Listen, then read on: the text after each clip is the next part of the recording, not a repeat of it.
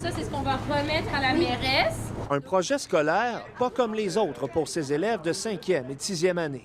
On veut des changements. On veut que la vie des élèves qui vont en marchant ou à vélo à l'école soit plus en sécurité. Avec leurs parents, le groupe a voulu prendre les choses en main. Préoccupés par la sécurité autour de l'école du Lac-des-Fées, ils ont mené leur propre enquête dans les derniers mois.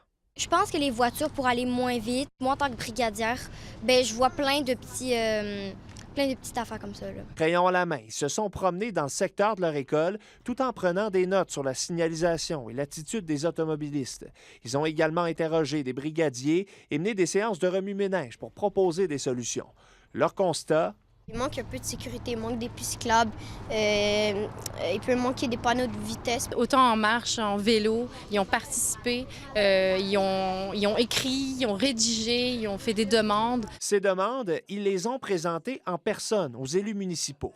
Sur le boulevard Montclair, on ne s'est pas senti en sécurité. Malgré le stress d'une telle présentation orale, les élèves ont pu demander aux conseillers plus de panneaux de signalisation, de trottoirs assez larges et de protection pour les cyclistes dans le secteur.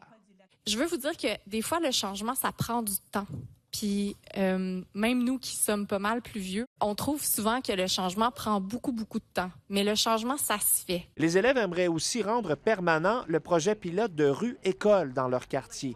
En vigueur depuis 2 ans, le concept crée une zone sécurisée autour de l'école en fermant des rues avoisinantes en début et en fin de journée. On en parle depuis la première fois qu'on a fait la première rue-école à l'extérieur de Montréal, à l'école Lac-des-Fées. Moi, je veux que Lac-des-Fées soit l'endroit avec la première rue-école permanente. Les jeunes peuvent commencer leurs vacances d'été en se disant qu'ils ont fait un grand pas dans leur projet. Avec leurs parents, ils espèrent commencer à voir les fruits de leur travail dès la rentrée scolaire à l'automne. Ici Patrick Foucault, Radio-Canada, Gatineau.